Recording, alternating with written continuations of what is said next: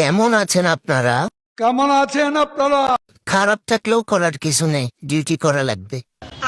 সামনে আমাদের কোরবানি ঈদ, পশুর হাট কেন্দ্রিক ডিউটি হবে, ঈদের জামাত কেন্দ্রিক ডিউটি হবে। দয়া করে এ সময় কেউ ছুটির আবেদন করবেন না।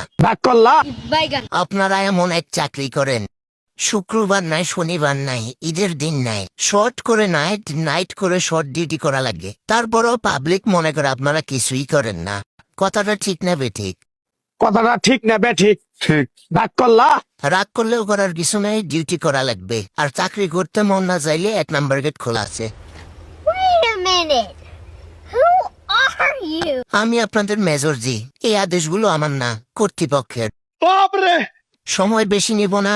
যারা ছুটির আবেদন করবেন তাদের জন্য কিছু আদেশ আছে, সেগুলো ठीक है। চাকরির বয়স 3 বছর যাদের হয়নি তারা আবেদন করতে পারবেন না।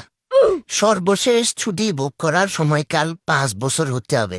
যারা বিয়ে করেননি, বাড়িতে বউ নেই, তারা আবেদন করতে পারবেন না। যারা ফ্যামিলি সহ কোয়ার্টারে থাকেন তারাও আবেদন করতে পারবেন না। সবাই ভালো থাকবেন। আজকের মতো রুল কল এখানেই শেষ। মেজরজি চিল্লাচ্ছ কেন? কি বলবা? যে কোনো একজন বলো। যা মুতু তুই বল। মেজরজির সাথে তোর থাকতে ভালো। তোর কথা হয়তো রাখবে।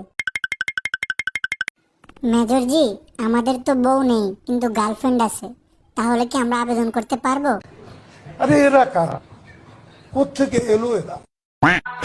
এক বছরে তুই আর খুশি আমরা মুসলমান, একখান হইল রমজানের আর একটা কুরবান বাইতা